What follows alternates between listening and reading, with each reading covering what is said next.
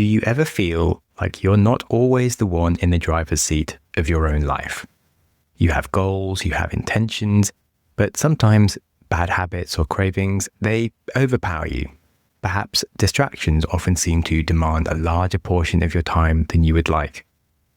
Often invisible barriers can seem to pop up in front of us between our plans and our reality, and breaking through them isn't just as simple as making a decision. The good news, though, is that if that resonates, you're in the right place. Welcome to the Growth Mindset Psychology podcast for listeners ready to explore the science and philosophy of building a more intentional life. I am your host, Sam Webster Harris, and after 8 years of exploring these questions, I have learned that the most powerful changes often come from not fighting ourselves, but from understanding ourselves.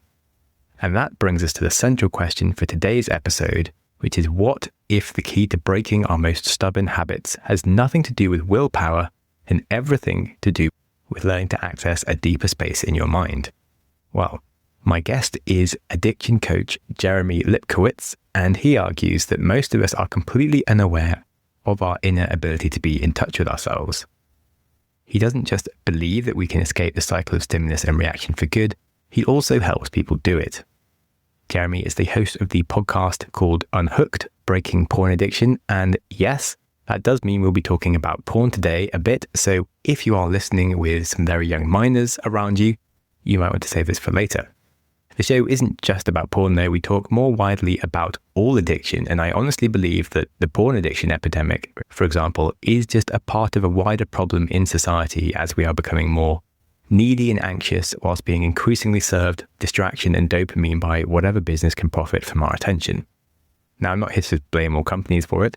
Ultimately, the responsibility rests with ourselves. In the episode, we're going to talk about shame in addiction, how to build increasingly healthier coping mechanisms, and even escape the need for using coping mechanisms altogether, as well as discussing things like the grey areas of addiction, and of course the challenges of distraction in the modern world that's taking over our lives and minds and how to fight back.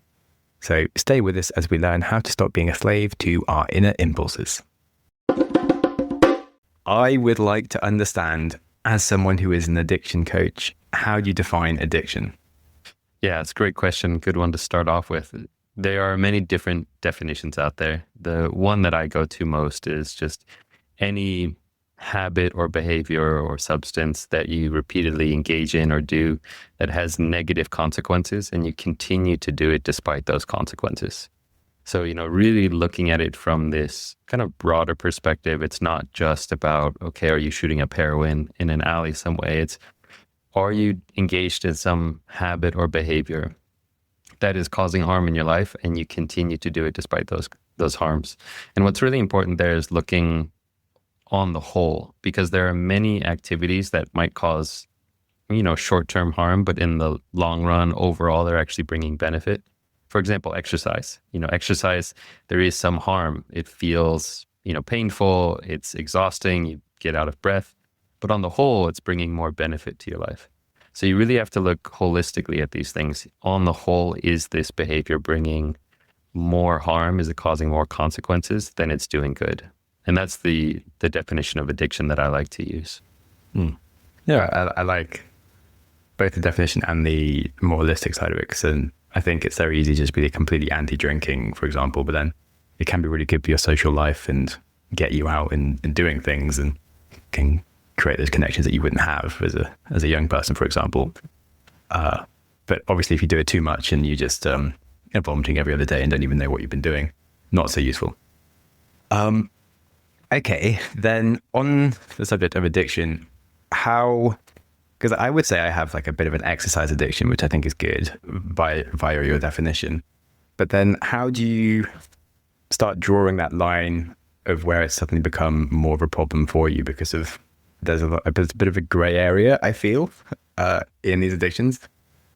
Yeah, totally. And that's the sad part is that, if we're really looking at it with that definition, there are many gray areas. And sometimes it's really hard to tell with something. Is this problematic? Do I need to let this go? Or is it actually bringing more benefit? Exercise addiction is a great example. I mean, it's something that provides so much benefit, and it might get to the point where it's actually, on the whole, causing more harm if you are not spending time with your family, if you are burning yourself out because you don't know how to stop and you don't know how to give yourself rest. So there's a lot of gray areas. And it's one of the things that I really want to emphasize for everyone to look at, is that it's not just black or white. It's not just this is a bad behavior and this is a good behavior. It's how does it show up in your life? How does it manifest, and what are the ways that it's impacting your life? Because, you use that example of drinking. Some people can have a drink once a month and it's beneficial for them because, they go out with friends, they're more social, they connect, and it's not causing that much harm. And so on the whole, it might be fine.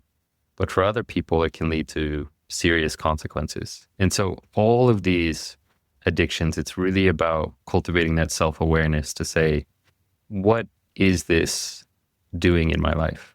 What is this impacting? And there's a lot of these things, just to go down a little tangent here, particularly with porn, but a lot of these other more modern things like social media, food, they have very subtle downstream consequences that can be hard to see. So for example, with porn, a lot of people don't realize the ways that it's impacting their life because it's a very subtle effect that builds up over time. And so that's why many people actually get addicted to porn and don't realize it's a problem, because they don't see the cause and effect.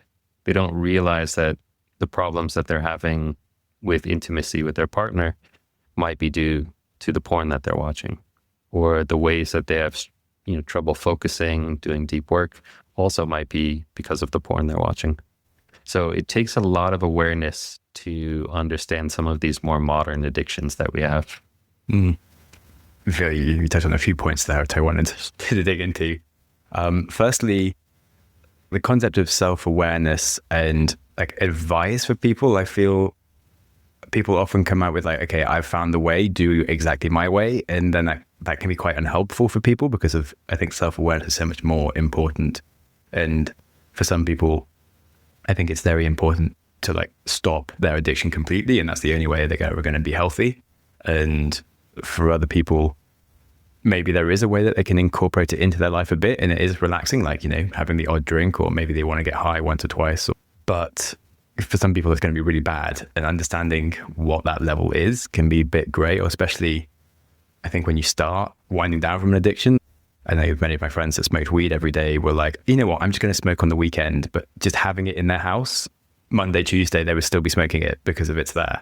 And just working out what's going to be difficult for you, and just different stages as you become healthy, being like, okay, actually for the first year, I need to just not do it. And I need to come back at it with a fresh face where I can be like more in power still. And just knowing how long that takes for different people is really hard. And I don't know, do you have any advice of like how you teach people that? Yeah, well, first I just want to touch on something, that you said, like taking your power back, because, that definition of addiction that I gave, that's the broad definition, but there are also other components to addiction and, things that are helpful to understand.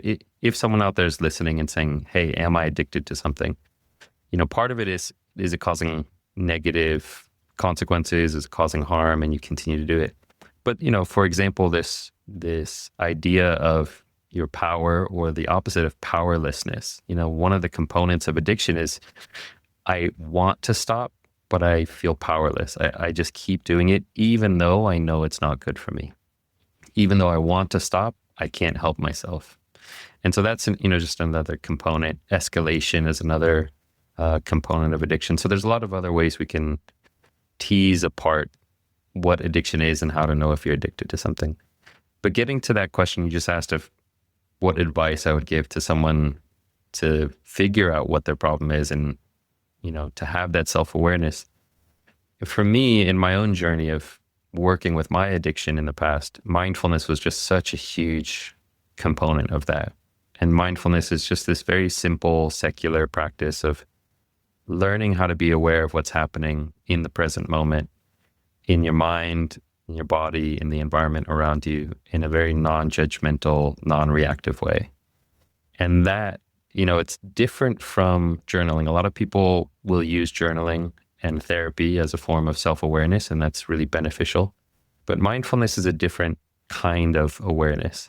It's less about the story that you're telling about yourself and what your beliefs are and what trauma you had and all these things. It's much more about noticing what's happening in your nervous system and in your mind and your body in the present moment. And that's a skill that many people haven't developed. We tend to be very external focused, looking at what's going on outside of us, but having that internal awareness is something we can cultivate also. Yeah. It's a hard one to explain. Like, I know what you're talking about. To try to put it into words, when you think about the concept of trying to explain a color that someone hasn't seen to them, that the color exists, like the idea that you don't understand what your body is telling you seems a bit bananas to someone. And you're like, well, obviously I know what's coming at me, or I know what I'm thinking. And so like trying to explain to people that they're not in control of their own thoughts and things can sometimes be surprising. And I think we might be talking about the same thing, but I also tried doing meditation and stuff and didn't find any real results until I did like the Vipassana 10-day meditation retreat, and having the first 4 days of just complete chaos in my brain and being like, what the hell is this thing that is supposed to be running my life for a while? And just slowly, like the amount of pain that you feel and waiting for the pain to just sort of go and realize that you don't have to react to things immediately was like just the craziest education, and just these feelings in your body and how you can just observe them and watch them and not react to them. And by the end of it, yeah, you just have a completely different understanding of what your body is doing and feeling. And I don't know how to teach people it without getting them to do a 10-day meditation retreat. And not lots of people want to go do one actually, but most people just look at you like you're a weirdo when you be like, by the way, just go 10 days to do this crazy thing. Yeah, I think you really nailed it. And that was the case for me as well. Going on a 10-day Vipassana retreat was the thing that unlocked a lot of these insights for me. But that's not accessible to everyone for a variety of reasons. Some people don't have the time. Some people don't have the interest. For a lot of reasons why that's not accessible. And I don't want to do kind of a shameless plug, already on your podcast, but it's one of the reasons why I created the first course I ever made was a course called Mindfulness Made Easy. And it was really about teaching people the fundamentals of what mindfulness is and how to practice it in a step-by-step way. And, my background is in the sciences, in genetics and genomics. And so I kind of approached it with a very secular and scientific lens. I was never a very religious person. And I think there's a lot of people who appreciate to have that secular kind of lens of how to practice mindfulness. And so there are ways to learn it, but it takes actually doing the work and actually progressing, not just, a lot of people, when they try to learn mindfulness, they'll download Headspace or Calm or something, and they'll sit down and close their eyes, and they're not necessarily learning the theory behind it. They don't have the foundation of what mindfulness is and what to actually be doing with your attention. Because it's not just sitting down and closing your eyes and trying to block out your thoughts. There's so many misconceptions that people get lost along the way. So it is tough, but you can learn it without going on a 10-day retreat. Yeah. So if it isn't sitting down for 10 minutes and blocking out your thoughts, what is it exactly? Yeah, it's really, I'll just give one more example of a common misconception. A lot of people think, okay, I'm going to practice meditation or mindfulness. I'm going to sit down and follow my breath. And it's all about paying attention to the breath. And if I can just follow my in-breath and out-breath, then I've done a good job. Even that is not what mindfulness really is. It's not about the breath. It's not about blocking out your thoughts. It's about being aware of whatever's happening in the present moment, but not just externally, which we tend to be good at. We're aware of a bird flying by. We're aware of maybe a sound, but we're actually starting to cultivate awareness of what's actually happening within us as well. So for example, let's say you sit down to do a mindful breathing practice and you're following your in-breath and your out-breath, and then all of a sudden a thought of something that you said last week to your partner comes into your mind and pulls you away from the breath. There's no problem with that. The mindfulness there is to then start to notice, oh, my mind is now with a memory of something that happened in the past. If an emotion came along with that, let's say sadness or regret or frustration, to actually be aware of that emotion, like, oh, frustration is arising right now. Oh, and I'm noticing not only the emotion, but how it's manifesting in my body. I'm noticing my shoulders getting tense. So it's really about just noticing whatever's happening in your experience in the present moment. So there's no way to do it wrong. It doesn't matter if your mind goes all over the place. You just notice where your mind is going. What's important there is the quality of your attention. Are you paying attention in that non-judgmental way with, a little bit of kindness and curiosity? That's what's important about mindfulness. Nice. Yeah, just hearing you speak, I'm like, oh my God, I need to go to Vipassana again. I'm getting nostalgia. I'm like, oh, yeah. You have a very calming voice. And I was just sort of like sitting there, imagining things. Probably not being fully aware of my own thoughts. Well, and let me just say something about that, because you mentioned this earlier. It's like, how do you describe this to someone? How do you describe a color to someone who's never seen that color? Another example is, how do you describe what saltiness tastes like to someone who's never had salt? It's very hard for people to understand it if they've never tasted it or experienced it. And there's this, little story that I love about the two fishes. These two fishes swimming in the sea, and one fish turns to the other one and says, hey, Bob, how's the water today? And the other one turns and says, what water? And the problem is, we've been swimming in the water of our thoughts and our emotions and everything for our whole life. Many of us don't realize that we're swimming in it. We don't know how to actually pay attention to thoughts, emotions, feelings, because they've been there our whole life and we've just kind of taken them for granted. We don't see them anymore.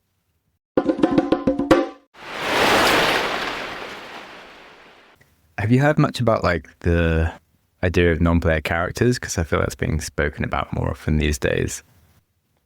The what characters? Non-player character? The idea that you're... NPCs? Yeah, exactly.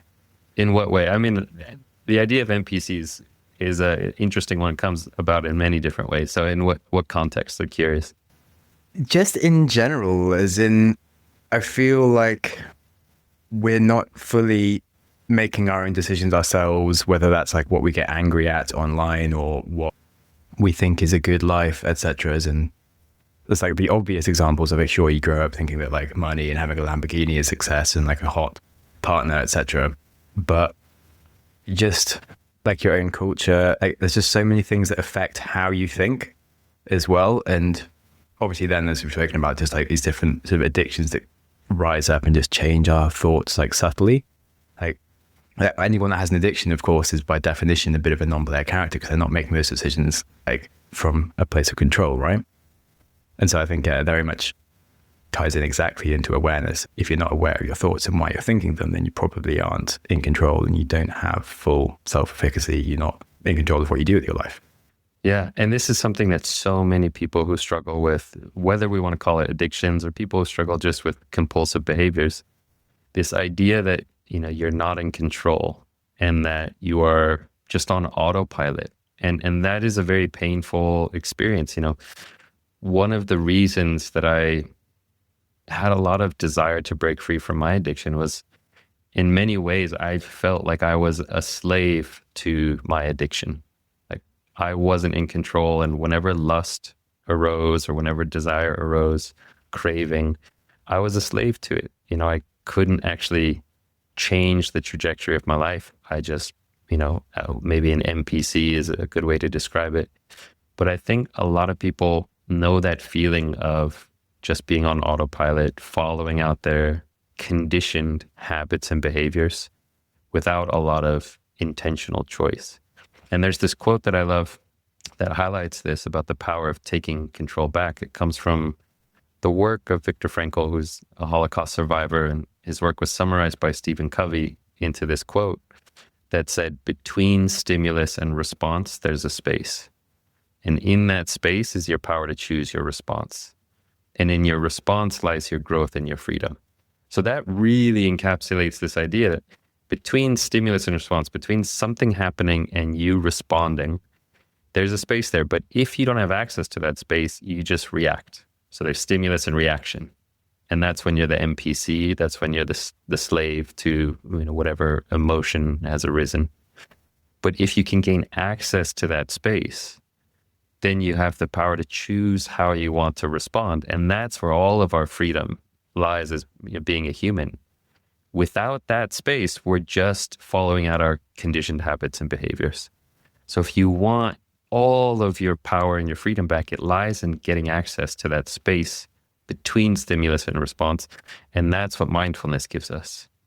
So kind of coming full circle, that's why mindfulness is such a superpower for overcoming bad habits. It gives you choice. Definitely. Yeah, I did a whole episode called How to Build Free Will. It was all about that. It started from that quote, basically. I really enjoyed it, but I find there's so many like circles that come back to the same thing in my podcast with growth mindset around free will, MBC, Stoicism, Buddhism. They all slightly different flavors of something that kind of leads back to this sense of like building your own free will and like being in charge of your life. Are there any that I haven't mentioned there that are themes that you find you always sort of come to, but it's just like a different lens on like actually arriving in the same place?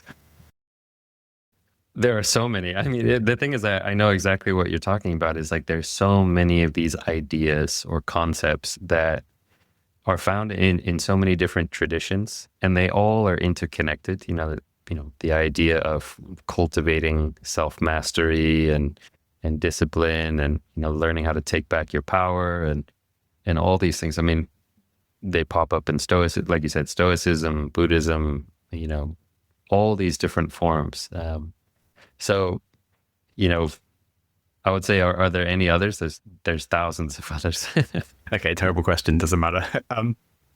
Good to know. So the other question I had was, as you spoke about, you've alluded to your own journey a few times. So I'd be interested to hear, were your issues and then how did you overcome them? Because, yeah, I think lots of people have problems, but the actual getting out of the problem is the hard part. Yeah. Well, okay. So here's a great example to answer your last question of, okay, what are some of the themes that keep popping up, not just in my work, but in all these other works? And one of them is shame, like understanding the role of shame. This is something that keeps coming up, and it is so important in addiction as it is with almost everything else, and the value of humility and self-worth and being humble and actually being honest about your problems, not being in denial. But this topic of shame, one of the reasons that porn addiction, any addiction really, but particularly porn addiction and sex addictions have a lot of shame associated with them.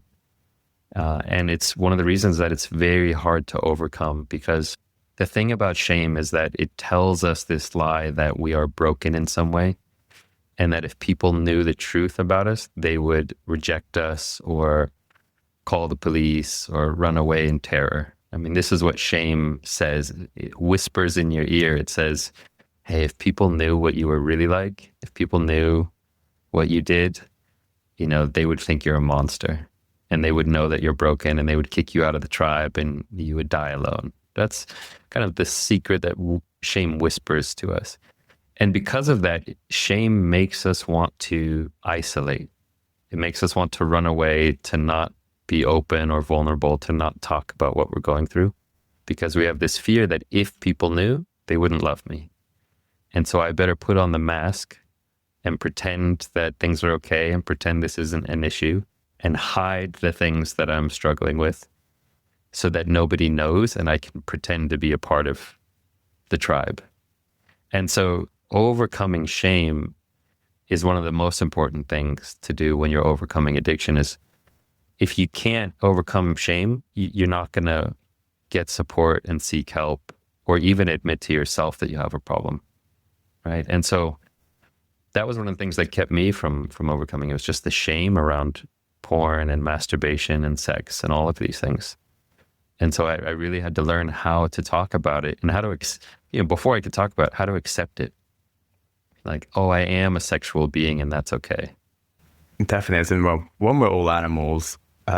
Two, I think it's interesting in societies, and if anyone was to just talk about their habits of sex, it would still be kind of funny, right? Let's say you just completely traditional, normal sex style, you only do missionary the whole time. If everyone knew that, you would be embarrassed, right? If you do sometimes kinky stuff, that's also embarrassing. Like whatever is your sexual preference, it's embarrassing that people know it. It's like whatever you do, it's still already shameful, right? And then if you start getting into porn and other things, it becomes even worse. But it's strange that like literally whatever you do is already a problem, right? And like it shouldn't be, because we're all just animals that have slightly different preferences, but at some point we want to procreate or somehow do something sexual, whether it's bisexual, not sexual, etc. So yeah, it's just a confusing point that I hadn't really thought about until you're speaking. No, it's confusing, but it's fascinating that for some reason sexuality is this part of our humanity, our physiology that is for some reason very sensitive, very shameful. We like to keep it kind of private, and it's hard to know where that comes from. And because you look at other animals in the animal kingdom, and there's not a lot of shame around their sexuality. Yeah, well, having done a lot of reading about the Stone Age, I can say that it wasn't always like that. And when we lived more tribally, we did used to have sex around other people, and it was just a more practiced thing. And I think we were, closer to sort of animalistic, sort of like chimpanzee bonobos that will just have sex wherever they want to have sex, etc. Over time, we became more, even though we were like pair bonding for a long time, but like over time, we slowly had more like rigors of who you had to have sex with. And once it became like single and sort of annoying, we kind of wanted to hide things from others. And at some point, I guess, in that tendence to the different level, we also decided that we wanted to hide things. But yeah, I still don't have a full answer to that. But it's interesting. It's somewhere in that domain. Yeah.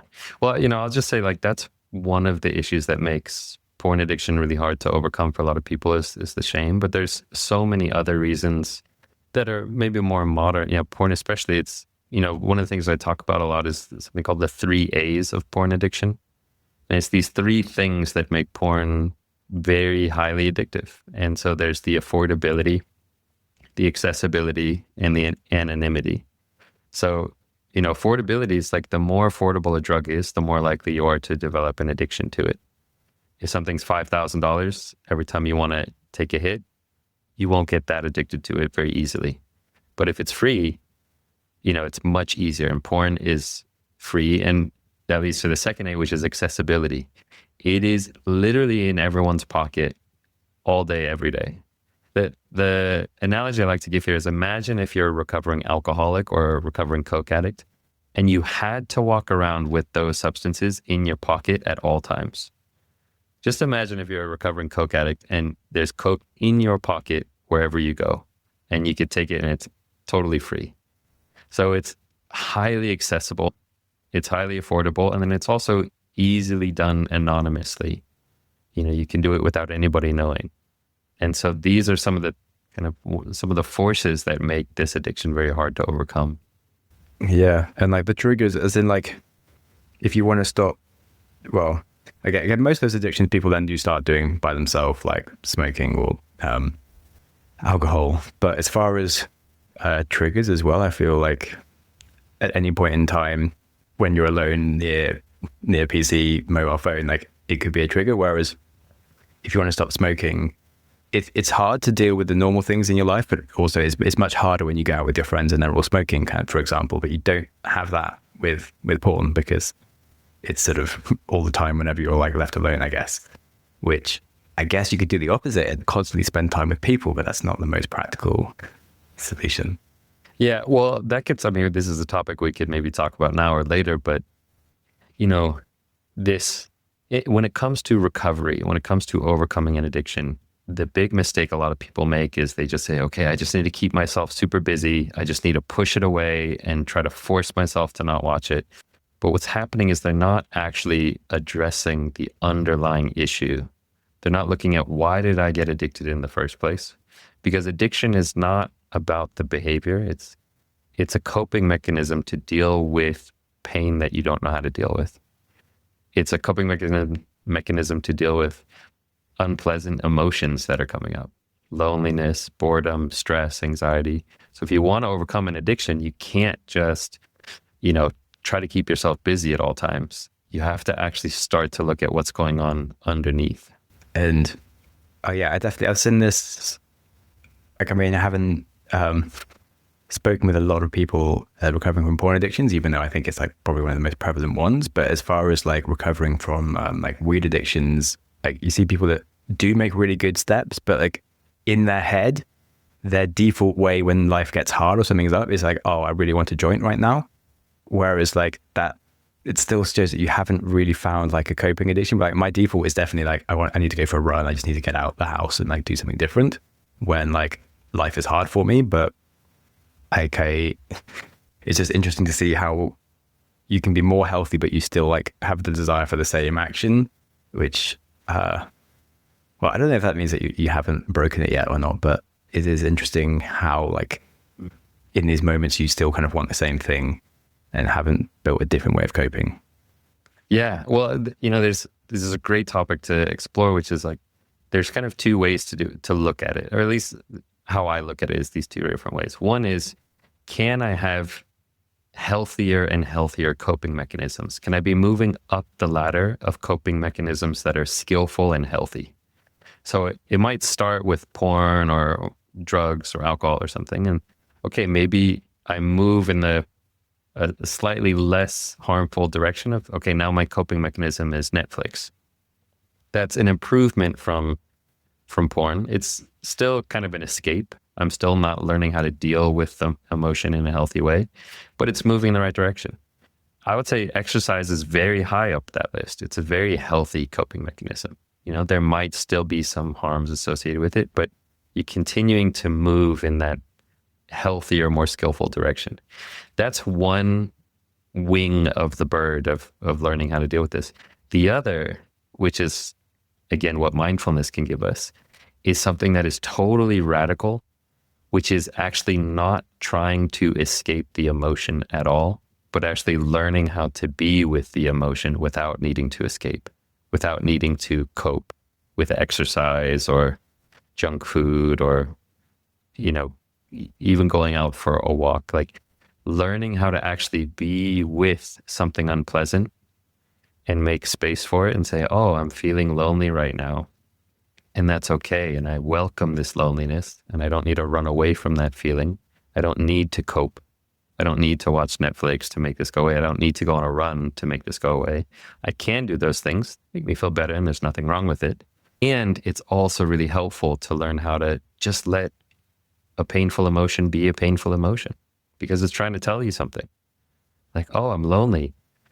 I wonder why I'm lonely. Oh, maybe I need to go make some more friends. Maybe I need to get out and connect. So learning how to be with an unpleasant emotion is incredibly important for recovery. And it's part of what mindfulness teaches us how to do. Nice. And you going on Vipassana retreats, I mean, that's what Vipassana is. It's right. It's like you're sitting with pain. Oh, unpleasant. Anicca. Yeah. Constant. It's hard though in terms of, well, yeah, I guess we haven't spoken about it too much, but just in terms of, I feel like our brains are so wired for distraction that it's hard. Like, as in, I think a lot of people sometimes just on the weekend find themselves surprised that they're like, shit, I'm bored. I don't know what to do. There's nothing to do. And like, I've already checked the news 5 times and you're like, like, I feel like we are just very like constantly used to distraction that it's, well, one, it's wiring all the rest of our addictions. And you just look at like everything that we used to do, like from reading books, now it's like TikTok, or like even you would go watch a sport or play a sport. And now it's sort of like you can just bet on a sport instantly. And like, all these different areas, we're just getting so much more like going down our brainstem. It's just more and more businesses that have just like found a way to make money from giving us the thing instantly. And like, I think, yeah, it's really hard for people just to stop and do nothing. Totally. Which at least going for a walk, I feel does make it easier to sit with and be with your thoughts rather than just sitting there.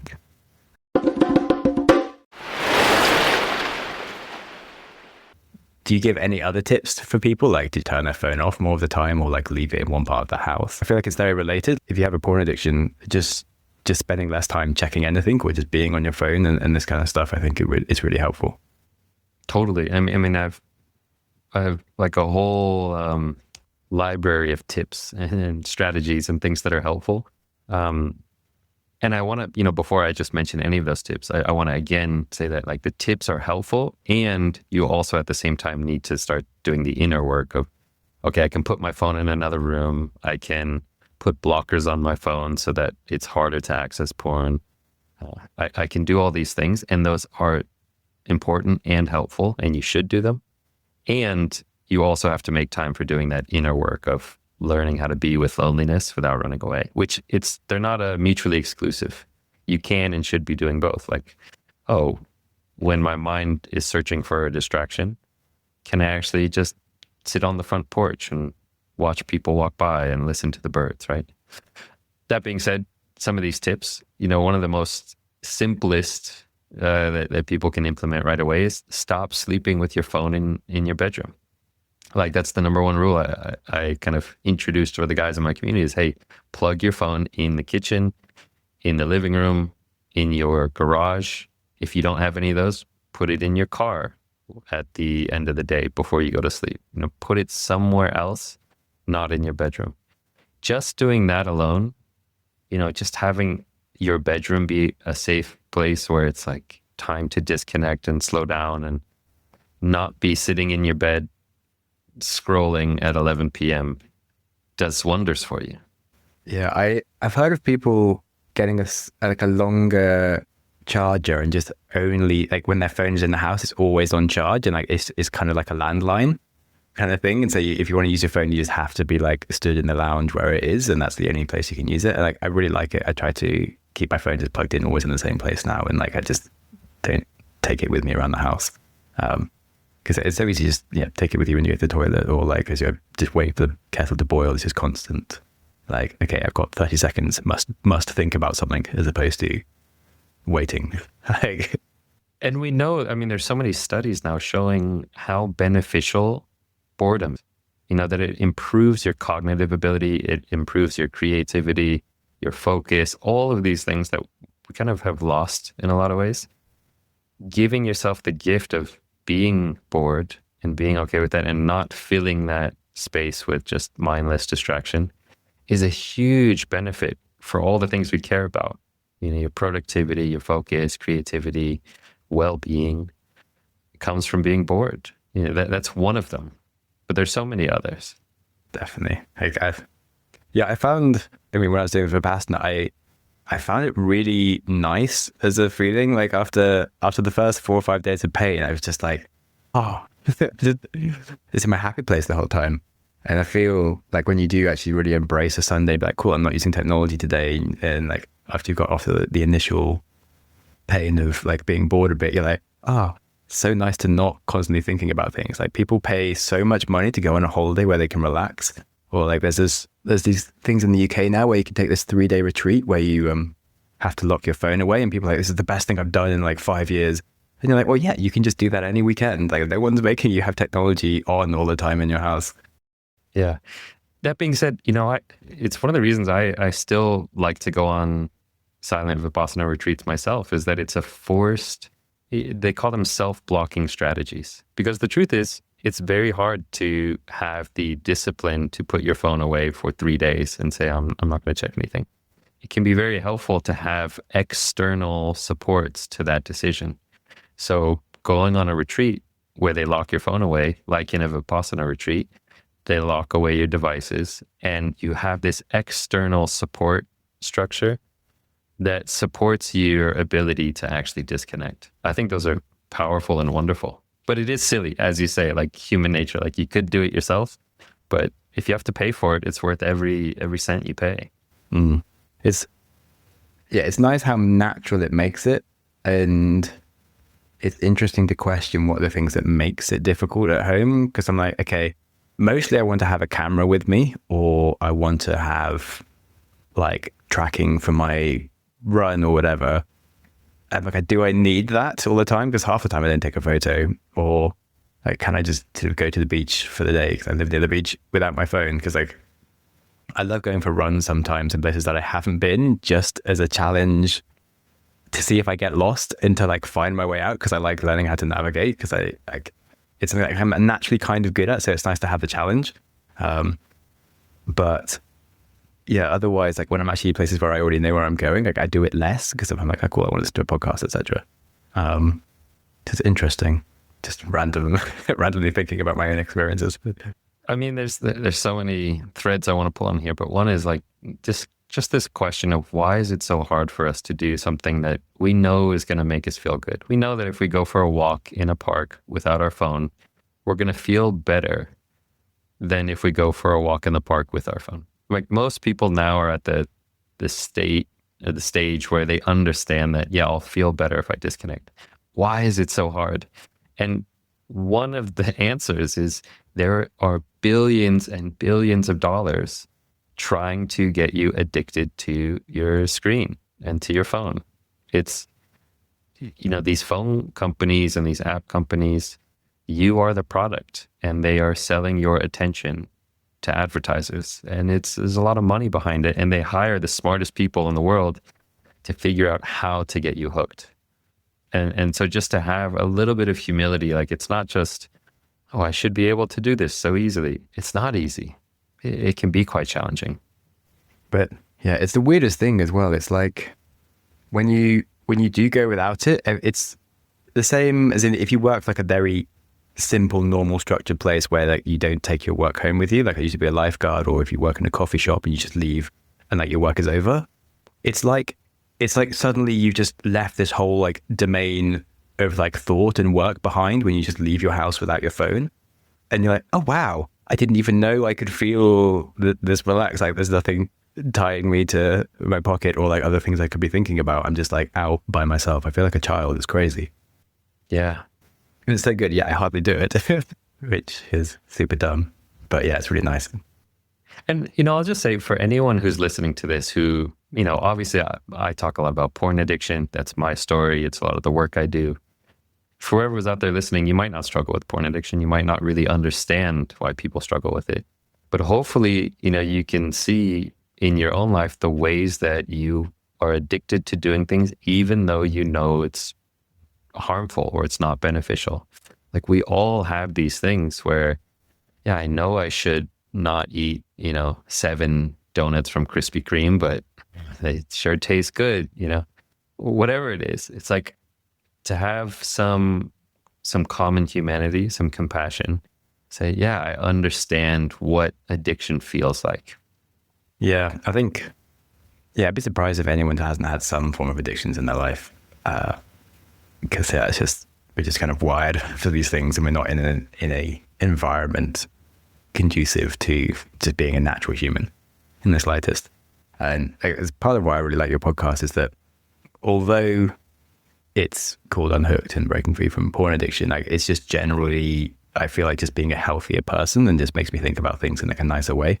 And yeah, you just talk about addiction from many different angles, that whether or not I'm like thinking about porn addiction at the time, like I still come away with other thoughts that are really useful. And so it's nice to hear about. And yeah. So one, thanks for making a nice podcast. No, and it's like, that's really the mission that I'm on, I would say, is like to help people realize it's not about porn. It's about like all the ways that we are not living in the most fulfilling way possible, and all the ways that we can get sidetracked or, have some self-sabotage where we're sabotaging our own happiness and success.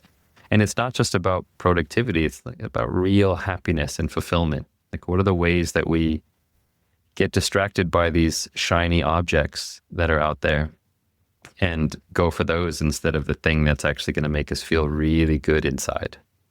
Definitely. Like I feel, I suppose that's a bit random, but like there's been a big wave of like people finding ADHD resources or thinking they have ADHD and stuff. And that's like a much easier one to confess to and say that you have. And like, it's almost liberating and non-shameful to be like, oh, I have a reason for my problems. When like 90% of people that have even got an ADHD diagnosis still don't really have it.